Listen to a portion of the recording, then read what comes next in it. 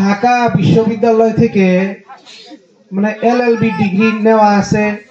তারপরে আরবি বিভাগ নিয়ে ইনি মাস্টার ডিগ্রি করেছেন। তারপরে ইনি শিক্ষকতা করছে, এখন উনি রিটায়ার। তো আমাদের এটা সৌভাগ্য উনি আমাদের মাঝখানে আছে। উনি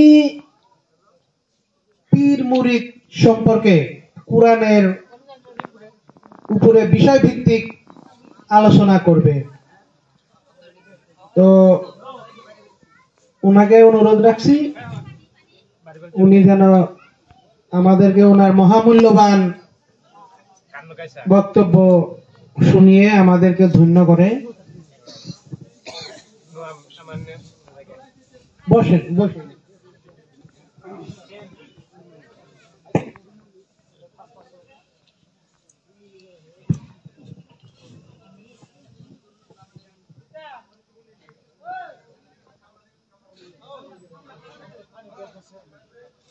বিসমিল্লাহির রহমানির রহিম।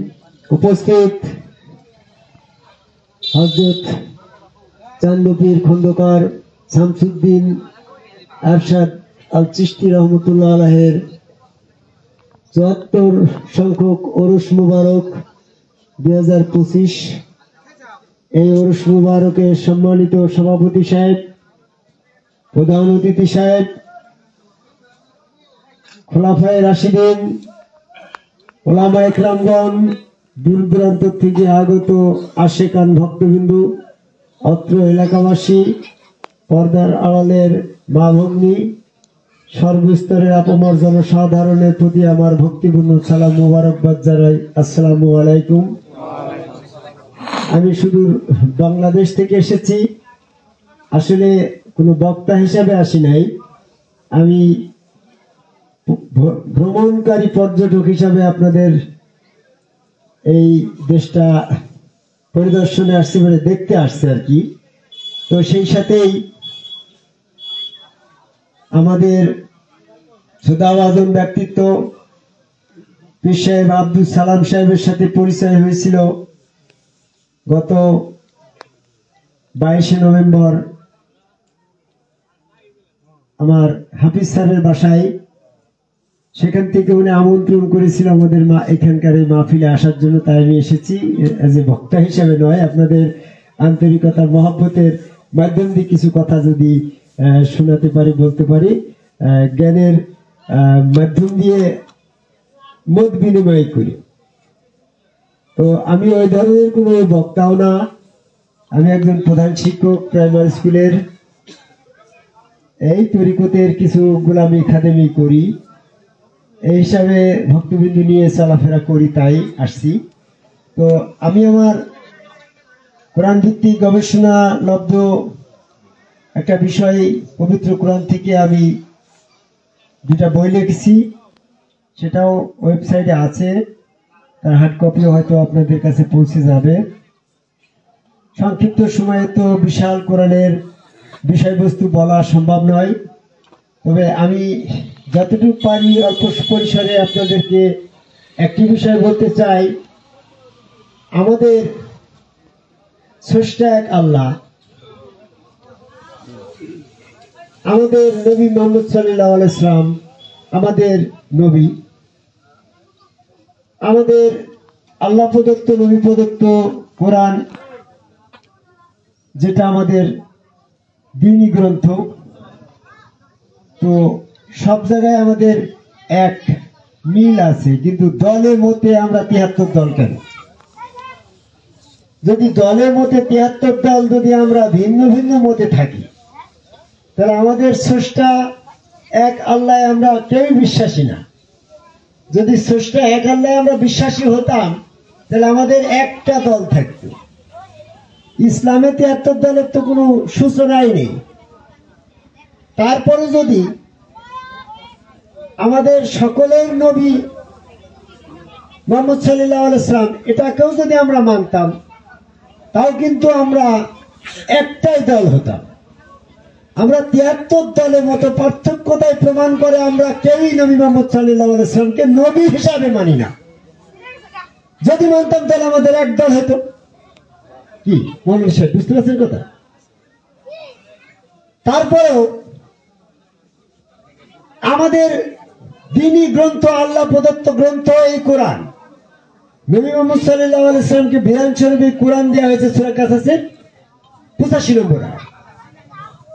যদি আমরা কোরআনের অনুসারী হতাম তাহলে আমরা অবশ্যই একদল হতাম।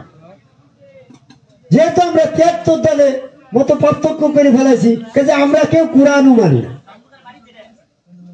এই জন্য আপনাকে এই 73 দল থেকে বেরিয়ে আসতে হবে। তা না হলে কিন্তু আপনি আল্লাহ চিনতে পারবেন না, নবীর ধর্ম বুঝতে পারবেন না, কোরআন বুঝতে পারবেন না। উদাহরণস্বরূপ আমি বলি, আমি বিএসসি পাস করছি 1982 সালে রাজশাহী বিশ্ববিদ্যালয় থেকে সায়েন্স নিয়ে বিএসসি পাস করছি। কাজে আপনি বিজ্ঞান দিয়ে আপনাকে বোঝায়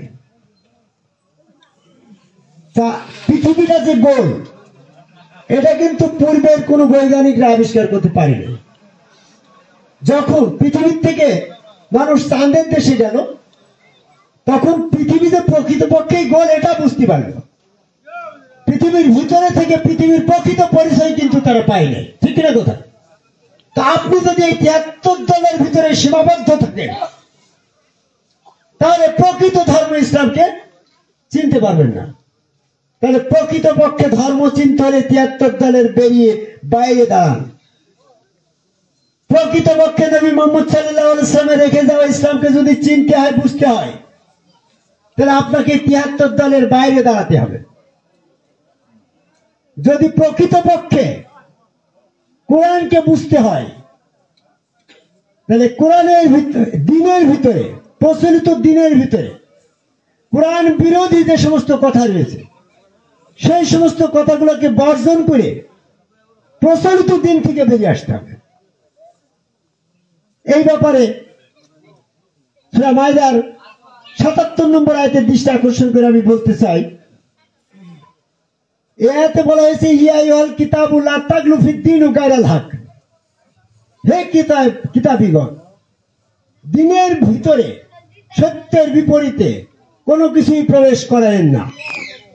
সত্য বলতে কোরআন, কোরআনের বিপরীতে দ্বীনের ভিতরে কোনো কিছু প্রবেশ করানোর ব্যাপারে আল্লাহ স্বয়ং কিতাবীদেরকে নিষেধ করেছে। এখন যদি আপনি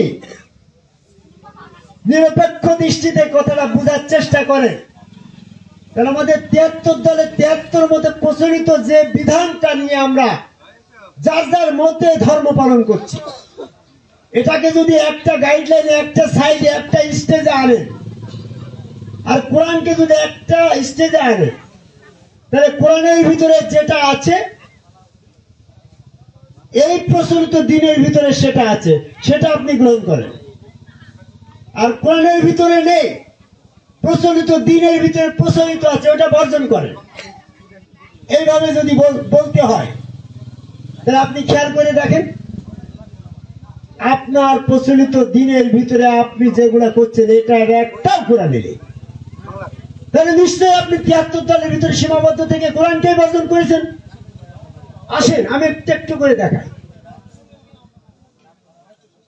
এই কোরআন দ্বীনের ব্যাপারে পরিপূর্ণ। সূরা মাইদার 3 নম্বর আয়াত, কোরআন মোতাবেক যারা বিধান ফয়সালা করে না দ্বীনের ব্যাপারে, তারা জালেম, ফাসিক, কাফের। সূরা মাইদার 44, 45, 47 নম্বর আয়াত। এই কোরআনের বিষয়বস্তুটাই নবী মুহাম্মদ সাল্লাল্লাহু আলাইহি ওয়াসাল্লামের পরে কিতাব হিসাবে আল্লাহ পাক অর্পণ করেছে। সূরা কাসাসের 85 নম্বর আয়াত। নবী মুহাম্মদ সাল্লাল্লাহু আলাইহি ওয়াসাল্লাম ওহী ব্যতীত কাউকে কোনো বিষয় সতর্ক করে নাই। সূরা আম্বিয়ার 45 নম্বর আয়াত। আল্লাহ রাব্বুল আলামিন নবী মুহাম্মদ সাল্লাল্লাহু আলাইহি ওয়াসাল্লামকে এইভাবে সতর্ক করে বলছে, হে নবী, তোমার প্রতি যাহা ওহী অবতীর্ণ হয় শুধু তুমি তাহারই অনুসরণ করো। সূরা মাইদার 50 নম্বর আয়াত। তাহলে নবী মুহাম্মদ সাল্লাল্লাহু আলাইহি ওয়াসাল্লাম কোরআনের বাইরে দ্বীনের ভিতরে কোনো কিছুই রেখে যান নাই, তিনি কাউকে কোনো বিষয়ে সতর্ক করে নাই। যদি কোরআনের বাইরেও তিনি, ওহির বাইরেও তিনি কোনো নিজস্ব বিষয়ের পরে সতর্ককারী হয়, তাহলে সূরা আম্বিয়ার 45 নম্বর আয়াত তিনি অস্বীকারী হয়। নাউজুবিল্লাহ, তিনি এমনটা করে নাই। তিনি যদি ওহির বাইরেও দিনের ব্যাপারে কোনো কিছু অনুসরণ করে থাকেন, তাহলেও কিন্তু সূরা আনামের 50 নম্বর আয়াতে ওনাকে বলা হয়েছে, কেবল তুমি তাহারই অনুসরণ করো যাহা তোমার প্রতি প্রত্যাদেশ হয়, ওহি হয়। ওহির বাইরেও যদি তিনি কোনো কিছু অনুসরণ করে থাকেন, তাহলে কিন্তু এই আয়াতের পরিপন্থী কর্মক্ষেত্র ওনার ছিল বলে প্রমাণিত হয়। আমি আপনাদেরকে সতর্ক করার জন্য বলতেছি, নবী মুহাম্মদ সাল্লাল্লাহু আলাইহি ওয়াসাল্লাম ওহি ব্যতীত কাউকে কোনো বিষয়ে যদি সতর্ক করে না থাকে, তাহলে আপনাদের জানা থেকে শুরু করি বিষয়টা। আমি প্রাইমারি স্কুলের হেডমাস্টার, তো জানা থেকে অজানার দিকে গেলে ছাত্র সহজেই বুঝতে পারে। যদি আপনি প্রথমে অজানা বিষয় শুরু করেন, তাহলে কিন্তু ছাত্র আপনার স্কুলে আর আসবে না। তো আপনারা যা জানেন সেখান থেকে আমি শুরু করতে চাই, যেন বিষয়টা আপনাদের বোধগম্য হয়। আমরা জানি বিদায় হজের ভাষণে নবী মুহাম্মদ সাল্লাল্লাহু আলাইহি ওয়াসাল্লাম দুইটা জিনিস শিখে গেছে, ঠিক কিনা বলুন? তার তুমি দ্বারাই আমি দুইটা বিষয় রেখে গেলাম, তাহলে এই দুইটা নিশ্চয়ই কোরআনের কোনো না কোনো আয়াতের ওহী হতে হবে। ওহী দিয়েই তো তিনি সতর্ক করলেন, আমি দুইটা রাখলাম। যদি তিনি ওহীর বাইরেও নিজের মন গড়া ভাবে দুইটা বিষয় রেখে যেত, তাহলে তিনি ওহী ব্যতীত কাউকে কোনো বিষয়ে সতর্ক করে না, কথাটা মিথ্যা হয়। এখানে প্রাইমারি স্কুলে একজন শিক্ষক রয়েছেন, আপনারাও শিক্ষিত জাতি, যুব সমাজ আছেন। আমার কথাগুলা স্বল্প পরিসরে সংক্ষিপ্তভাবে নিখুঁতভাবে বোঝার চেষ্টা করেন। বিদায়ের ভাষণে তিনি যতগুলা কথা বলেছেন সম্পূর্ণ কোরআনের কোনো না কোনো আয়াতের ওহী। কারণ তিনি বিদায়ের ভাষণে মানব জাতিকে সতর্ক করে দিয়েছিলেন, আর সতর্কমূলক কথাগুলো তিনি ওহির বাইরে কোনো একটা সতর্কতা করে নাই। সূরা আম্বিয়ার 45 নম্বর। তাহলে আমি এটা ধরে নিতে পারি যে তার টুপি দ্বারাই আমি দুইটা রেখে গেলাম, এটা নিশ্চয়ই কোরআনের কোন আয়াত হতে হবে। আমি জিজ্ঞাসা করি আপনাদেরকে, বর্তমান সমাজে অল ওভার দ্য ওয়ার্ল্ড, পৃথিবীর সমস্ত আলেম উলামা মাওলানাদেরকে আমি এটা প্রশ্ন করি, বলেন তো কোরআনের কোন আয়াত ছেড়া? আপনারাই তো কোরআন চর্চা করেন, আপনি মাদ্রাসার শিক্ষক, আপনি মসজিদের ইমাম সাহেব, আপনি মাওলানা সাহেব, আপনি মুফতি সাহেব, আপনি তাবলিগের আমির সাহেব, আপনি পীর সাহেব। আপনাকে প্রশ্ন করি, সাধারণ জনগণের কাছে নয়। বলেন, তার টুপি দ্বারাই আমি দুইটা রাখলাম, সেই দুইটা কোরআনের কোন আয়াত? কোন আয়াতে বলা হয়েছে আমি দুইটা রাখলাম? যদি কোরআনের ভিতরে এমনটা আয়াত না থাকে, তাহলে তিনি কিভাবে বলল তার টুপি দ্বারাই আমি দুইটা রাখলাম? নিশ্চয়ই কোরআনের ভিতরে এরকমই একটা আয়াত আসছে। সেই আয়াতটার সন্ধান কি আপনারা জানেন? যদি না জানেন, আমি আপনাদেরকে ছোট করার জন্য বলছি না, শুধু আপনাদের জানার থেকে শুরু করতে চাচ্ছি। যেহেতু আপনারা জানেন দুইটা, সেই দুইটা কি জানেন? আপনারা জানেন কোরআন এবং হাদিস। আমি হাদিসকে অস্বীকার করছি না, হাদিসটাকে দিনের ক্ষেত্রে প্রয়োজন মনে করতে হবে, করে অসুবিধা নাই। কিন্তু নবী মুহাম্মদ সাল্লাল্লাহু আলাইহি ওয়াসাল্লাম বিদায় হজের ভাষণে যদি হাদিসকে শনাক্ত করে গুরুত্ব দিয়ে যেতেন, তাহলে তিনি সেখানে তারাক্তুদ দারাইন বলতেন না। কারণ নবী মুহাম্মদ সাল্লাল্লাহু আলাইহি ওয়াসাল্লাম কোরআনের ওহী ব্যতীত কাউকে কোনো বিষয়ে সতর্ক করে নাই, তিনি কোরআনের আয়াত অনুসরণে সতর্ক করেছেন। সেক্ষেত্রে আমি কোরআন গবেষণা করে দেখেছি, সূরা মাইদার 48 নম্বর আয়াতে বলছে, লিকুল্লি জাআল্লা মিনকুম শারিআতান ওয়া মিনহাজা। আমি প্রত্যেকের জন্য, তোমাদের প্রত্যেকের জন্য দুইটি বিষয় নির্ধারণ করলাম।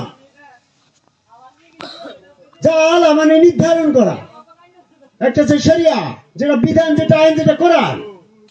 সূরা কাসাসের 85 নম্বর আয়াতে বিধান স্বরূপ এই কোরআন দিয়েছে।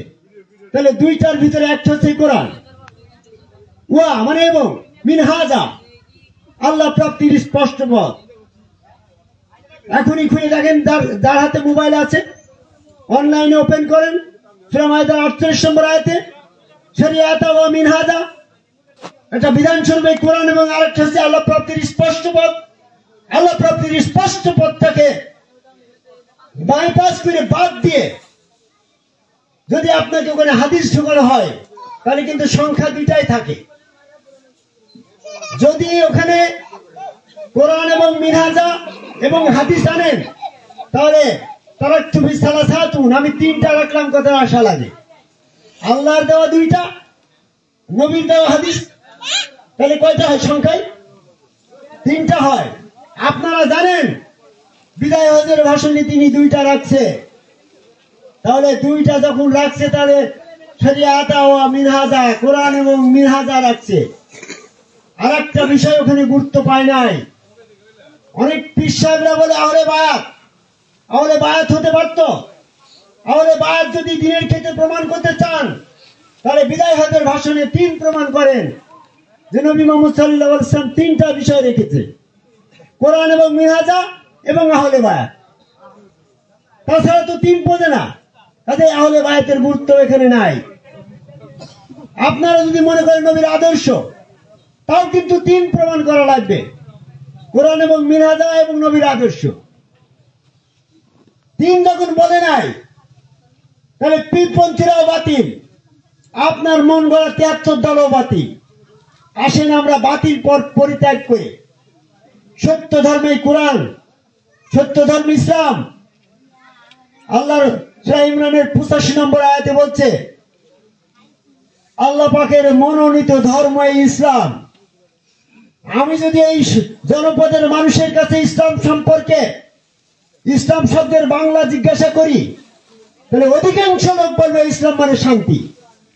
কিন্তু না, ইসলাম মানে আত্মসমর্পণ, আর আত্মসমর্পণ করলে শান্তি হয়, তাই ইসলাম শান্তির ধর্ম। কিন্তু ইসলাম শব্দের আবিধানিক অর্থ হচ্ছে আত্মসমর্পণ। দেখেন তো আপনি কার কাছে আত্মসমর্পণ করেছেন? আপনি আল্লাহর কাছে আত্মসমর্পণ করেছেন, বলবেন তো? What is the address of Allah? Allah পাকের ঠিকানা কোথায়? আপনি মনে করেন একটা বিষয় আত্মসমর্পণ করবেন সরকারের কাছে, তাহলে সরকারের প্রদত্ত অফিসারের কাছে যে সেটা জমা দিয়ে আত্মসমর্পণ করতে হবে। আপনি নদীতে আপনার রাইফেলটা ফেলে দিয়ে বলেন আমি আত্মসমর্পণ করলাম, সরকার এটা কাউন্ট করবে না। আপনার আমিত্ব সত্তা, আপনার নফসানি খায়েশ, আপনার জীবনের সমস্ত চাওয়া পাওয়া আল্লাহর কাছে আত্মসমর্পণ করবেন। What is the address of Allah? সূরা আনফাল সূরা নাবার 39 নম্বর আয়াতে বলছে ফামান শাআ আত্তাখাযা ইলা রাব্বিহি মাবান। অতঃপর সেই দিবস আসবে সত্য, সেই বিচার দিবস আসবে সত্য, সেই দিবস আসার পূর্বেই তুমি তোমার রবের একটা ঠিকানা সাব্যস্ত করো। এখানে অ্যাড্রেস কথা আসছে, সেই অ্যাড্রেসটা হচ্ছে সূরা ইমরানের 31 নম্বর আয়াতে বলছে সেই অ্যাড্রেস হচ্ছে রাসূল। সূরা নিসার 80 নম্বর আয়াতে বলছে আল্লাহর আনুগত্যের অ্যাড্রেস হচ্ছে রাসূল।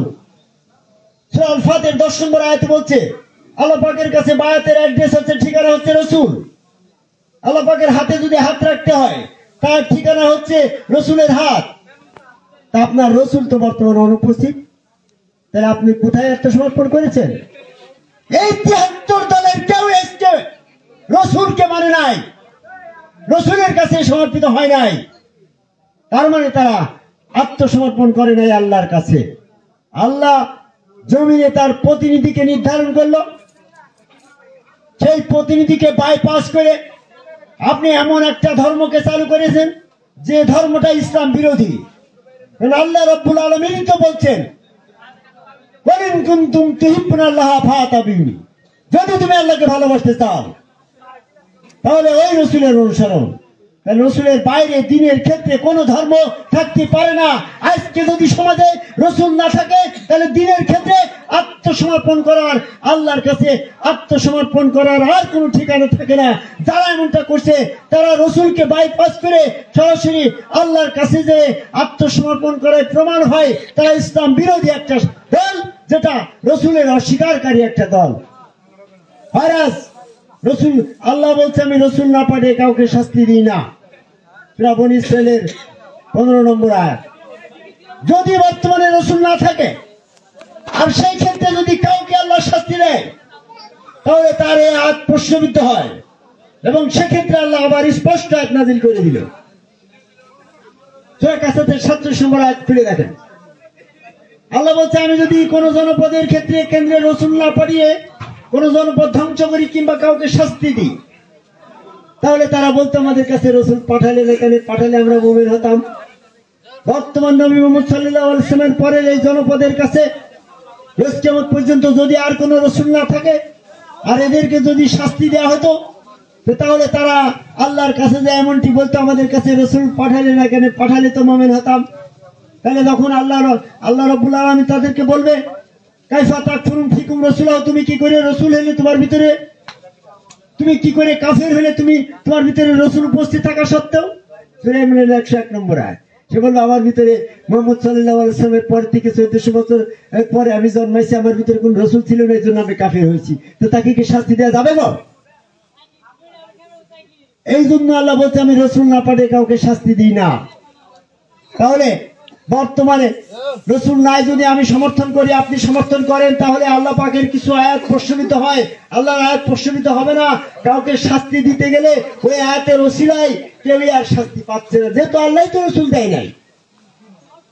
সেক্ষেত্রে নবী মুহাম্মদ সাল্লাল্লাহু আলাইহি ওয়াসাল্লামের উফাত হওয়ার পরে আমরা যারা জন্মাচ্ছি এবং মৃত্যুবরণ করছি, আমাদের যেহেতু রসুল নাই, আমরা রসুলকে অস্বীকার করি নাই বিধায় কাফের হই নাই, কাফের হই নাই বিধায় আমরা মুমিন।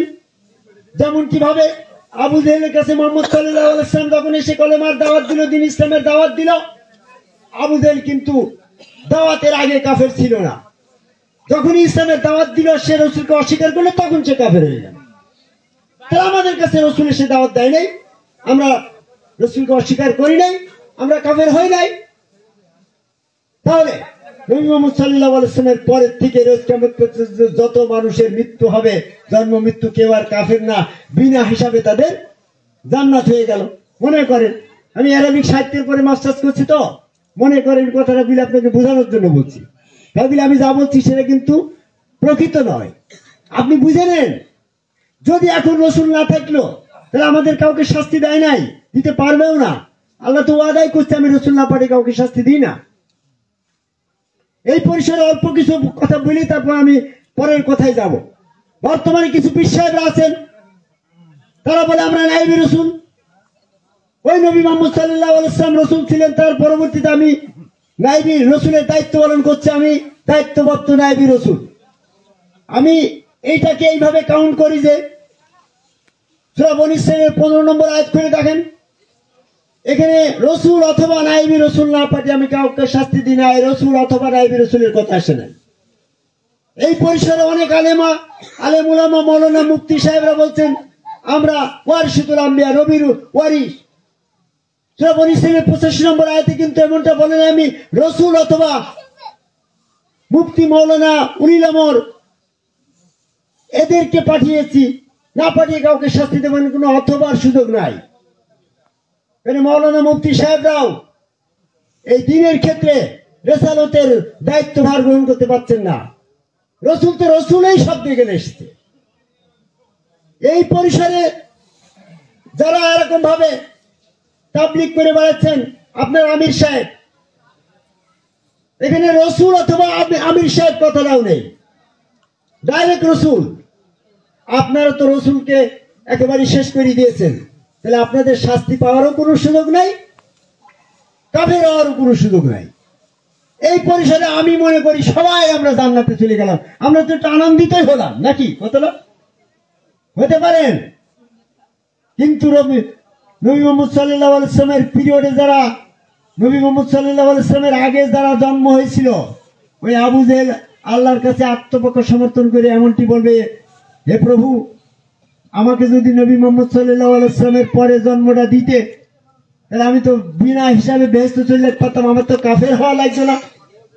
কেন তুমি আমাকে নবী মুহাম্মদ সাল্লাল্লাহু আলাইহি ওয়াসাল্লামের পিরিয়ডে জন্মটা দিলেন? আমি নবীকে অস্বীকার করে কাফের হয়ে গেলাম। তুমি তো আমার পরে জুলুম করলে। আল্লাহ তো কার উপর জুলুম করে না। এই জন্য সূরা মাইদার 19 নম্বর আয়াতে দৃষ্টি আকর্ষণ করে আমি বলতে চাচ্ছি, দুই নবীর মধ্যবর্তী ফাতরাতি পিরিয়ডে আমি রসুল পাঠাই, যেন তারা না বলতে পারে যে আমরা কোন সতর্ককারী রসুল পাইনি। দুই নবীর মধ্যবর্তী পিরিয়ড বলতে ঈসা আলাইহিস সালাম এবং মুসা আলাইহিস সালাম, মুহাম্মদ সাল্লাল্লাহু আলাইহি সাল্লাম এখানে কয়শো বছর গেল? হাফিজ সাহেব 500 বছর গেছে। এই 500 বছরের ফ্যাক্টটা কেমন ছিল? ঈসা আলাইহিস সালামের মৃত্যুর পরে, উফাত হওয়ার পরে একজনের জন্ম হইল, সে 200 বছর জীবিত ছিল। নবী মুহাম্মদ সাল্লাল্লাহু আলাইহি সাল্লামের আসার পূর্বে তার মৃত্যু হইল, তো সেই ঈসা আলাইহিস সালামও পেল না, মুহাম্মদ সাল্লাল্লাহু আলাইহি সাল্লামকে পেল না। তাহলে তার কিভাবে শাস্তি হয়? বুঝলাম আমরা নাই নবী মুহাম্মদ সাল্লাল্লাহু আলাইহি সাল্লামের পরে জন্মাইছে, আমাদের জন্য নাই রাসূল নাই। মুহাম্মদ সাল্লাল্লাহু আলাইহি সাল্লাম জন্মের আগে তো রাসূলের ব্যবস্থা চালু ছিল, তখন কেন ওই 200 বছর বয়স নিয়ে যে লোকটা মারা গেল ঈসা মুহাম্মদ সাল্লাল্লাহু আলাইহি সাল্লামের মাঝখানে, সে কেন রসুল পাবে না? সে যদি রসুল থেকে বঞ্চিত হয়, সূরা মাইদার 19 নম্বর আয়াতটা প্রশ্নবিদ্ধ হয় যে দুই নবীর মধ্যবর্তী ফাতরাতি পিরিয়ডে আমি রসুল পাঠাই, তাহলে সেখানেও রসুল ছিল। এই জন্য আবু জেহেলের কোন সুযোগ আল্লাহ দিবে না। যেখানে নবী সৈন্য পরবর্তী নবী আসা পর্যন্ত ওখানে রেসালত দিয়ে রসুল ব্যবস্থাকে চালু রাখার জন্য সূরা মাইদার সূরা ইমরানের 81 নম্বর আয়াতের দৃষ্টি আকর্ষণ করে আমি বলতে চাচ্ছি, পৃথিবীর সকল আলেম উলামা, মাওলানা, মুফতি সাহেবদেরকে, আপনারা কি সূরা ইমরানের 81 নম্বর আয়াতটা পড়েন না? এখানে নট অনলি মুহাম্মদ সাল্লাল্লাহু আলাইহি সাল্লামের নাম, প্রত্যেক নবীর কথা বলা হয়েছে। আমি নবীগণের কাছ থেকে যখন অঙ্গীকার নিয়েছিলাম, একজন নবী একজন রসুলকে সাহায্য করবেন, তাহলে একজন নবী একজন রসুলকে সাহায্য করবেন। অবশ্যই নবী মুহাম্মদ সাল্লাল্লাহু আলাইহি সাল্লাম একজন নবী, তিনি ওই অঙ্গীকার আবদ্ধ ছিলেন। যখন অঙ্গীকারের মজলিস হয়, ওই মজলিসে নবী মুহাম্মদ সাল্লাল্লাহু আলাইহি সাল্লাম ছিলেন। সূরা আহজাবের 7 নম্বর আয়াত খুলে দেখেন, হে নবী মুহাম্মদ, নবীদের কাছ থেকে আমি যে ধরনের অঙ্গীকার নিয়েছিলাম, হে মুহাম্মদ তোমার কাছ থেকে ওই একই অঙ্গীকার নেওয়া হয়েছে। তাহলে প্রত্যেকটা নবী যদি তার শেষ অংশে একজনকে রেসালত দিয়ে রসুল পদে রেখে যায়, পরবর্তী নবী আসা পর্যন্ত সেই অঙ্গীকার যদি নবী মুহাম্মদ সাল্লাল্লাহু আলাইহি সাল্লাম নিজেও করে থাকেন, তাহলে অবশ্যই তিনি তার শেষ অংশে একজনকে রেসালত দিয়ে রসুল হিসেবে দায়িত্ব দিয়ে গেছেন। সেই রসুলের বিষয়টা কি, এক পরিসরে অনেক কিছু বলতে পারবো না। আবার এই বিষয়ে বিষয়ভিত্তিক কোরআনের বিষয় লেখা আছে, www.mdhasiblog.com ওয়েবসাইটে ঢুকবেন, বিষয়বস্তু পাবেন। আর সংক্ষিপ্ত পরিসরে বেশি কিছু বললে আপনারা ধারণ করতে পারবেন না। আমি যতটুকু বললাম, হযরত মুহাম্মদ সাল্লাল্লাহু আলাইহি সাল্লাম আমাদের নবী, এতেও কোনো সন্দেহ নেই। নবীর প্রদত্ত, আল্লাহ প্রদত্ত কোরআন, এতেও কোনো সন্দেহ নেই। সকলের স্রষ্টা আল্লাহ, এতেও কোনো সন্দেহ নেই। সন্দেহ আছে আমাদের শুধু মিনহাজা, আল্লাহ প্রাপ্তির স্পষ্ট পথ কোথায়, এখানে আমরা দ্বিধা বিভক্ত হয়ে যে যার মতো করে আল্লাহ প্রাপ্তির পথ খুঁজে নিয়েছি। স্পষ্ট পথ মিনহাজা, 48 নম্বর আয়াতে, সেখানে আমি আবার ফিরে গেলাম। লিকুল্লি যা আল্লাহ মিনকুম শরিয়াতা ওয়া মিনহাজা, শরিয়া বিধান যেটা, আইন যেটা কোরআন, মিনহাজা মানে আল্লাহ প্রাপ্তির স্পষ্ট পথ, কোনো স্পষ্ট নাই। আল্লাহর সাজিমে আছে, আপনি কল্পনা করলেন এটা স্পষ্ট। আপনার আল্লাহ আদিতে ছিল, এটাও আপনার জন্য স্পষ্ট। আপনার আল্লাহ গোপনে আছে, এটাও আপনার জন্য অস্পষ্ট। সূরা হাদীদের 3 নম্বর আয়াত করে দেখেন, হুয়াল আওয়ালু হুয়াল আখিরু ওয়াল জাহিরু ওয়াল বাতিন।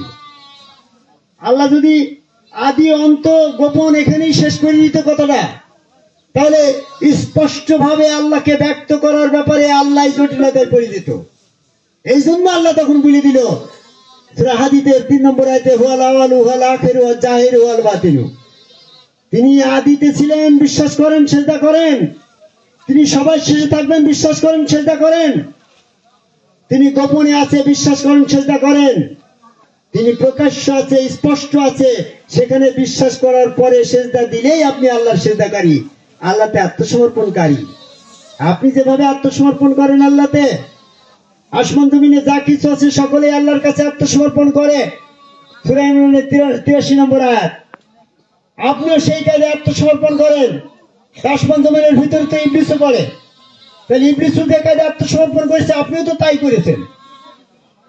আপনি আল্লাহকে সিজদা করেন, আসমান জমিনের যা কিছু আছে আসমান জমিনের ভিতরে সকলে আল্লাহকে ইচ্ছা এবং অনিচ্ছায় সিজদা করে, সূরা রাদের 15 নম্বর আয়াত। তা আপনি তো তাই করেন, তাহলে ইবলিসের সাথে ডিফারেন্স কোথায়? আসমান জমিনে যা কিছু আছে সকলে আল্লাহ পাকের সুবহানাল্লাহ পবিত্রতা মহিমা বর্ণনা করে, সূরা হাদীদের 1 নম্বর আয়াত। আপনি তো তাই করেন। What is the difference between ইবলিস এন্ড ইউ? কোথায় পার্থক্য? পার্থক্য শুধু একটা জায়গায়, ওই ইবলিস স্পষ্ট আল্লাহকে অস্বীকার করে কাফের, আর আপনাকে স্পষ্ট আল্লাহকে বিশ্বাস করে সিজদা দিয়েই মুমিন হতে হবে। What is the address of Allah? Allah পাকের address, this is the messenger, that is the messenger. ওইটা আল্লাহ রসুল, এইটা আল্লাহ রসুল। রসুলের হাত আল্লাহর হাত, রসুলের পাল্লার পা, রসুল সুরতের ভিতরে স্পষ্ট আল্লাহ বিশ্বাস করে যেদিন আপনি সেখানে আত্মসমর্পণ করবেন, সেদিন আপনি স্পষ্ট আল্লাহর ওই মিনহাজার সন্ধান পাবেন। সেই মিনহাজার সন্ধান পাওয়ার জন্য আশা প্রত্যাশা ব্যক্ত করে এই জনপদের মানুষের কাছে যার যার গুরু, যার যার গুরু তার রসুল, এই রসুলকে আপনাকে বিশ্বাস করতে হবে। রসুল হচ্ছে বিশ্বাসের ব্যাপার। আল্লাহ আপনি বিশ্বাস করলেও ওটা স্রষ্টা আল্লাহ, আল্লাহ ওটা প্রতিষ্ঠিত সত্য। আপনি অবিশ্বাস করলেও ওটা ধ্বংস হবে না, প্রতিষ্ঠিত আল্লাহ প্রতিষ্ঠিতই। আপনার বিশ্বাস অবিশ্বাসের ধার ধারেন আল্লাহ। দোজখ বেহেশত ফেরেশতা এটা প্রতিষ্ঠিত সত্য, এটা আপনি বিশ্বাস করলেও ওটা প্রতিষ্ঠিত, না করলে আপনার আল্লাহর কিছু আসে যায় না। নবী মুহাম্মদ সাল্লাল্লাহু আলাইহি ওয়াসাল্লাম আল্লাহর নবী এবং রাসূল, এটা প্রতিষ্ঠিত সত্য। এখানে আপনার বিশ্বাস অবিশ্বাসের কোনো বিষয় নাই। আপনার বিশ্বাসের বিষয় হচ্ছে আপনার গুরুকে আপনি রাসূল হিসেবে বিশ্বাস করা না করা, এটা আপনার বিশ্বাসের বিষয়। আর এই বিশ্বাসের বিষয়টাই কিন্তু ঈমানের ফয়সালা রয়েছে।